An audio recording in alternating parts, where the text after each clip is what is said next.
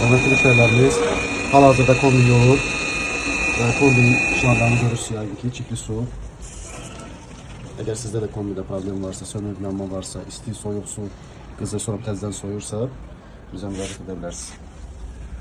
Bu da kombidən çıxan paslı çirkli su. Hörmətli müştərilərimiz, hal-hazırda kombi yoldu və kombidən gələn çirkli paslı suyu göstərmək istəyirsə, budur. Kombinin içindən çıxan paslı çirkli su. Hörmətli müştərilərimiz, hal-hazırda müştəri evindəyik, 7-ci mikrolayında və radiatorların xətti olur. İndi sizə xəttdən gələn çirkli suyu göstərmək istəyirəm. Su şurtanı sökülür və ana xəttə qoşulur, radiatorlara gedən xəttə. Buradan başlayır bir radiatorlar, məsəl üçün 3 dənə radiatordursa, hamısı bir-bir yuyulmağa başlayır.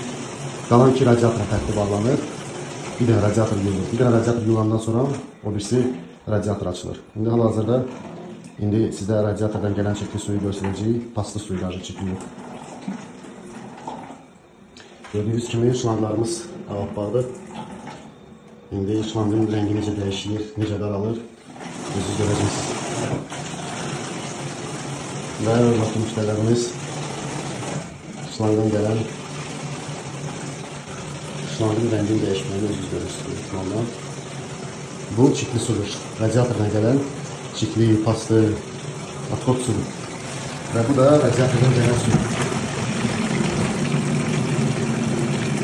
Gördüyünüz gibi.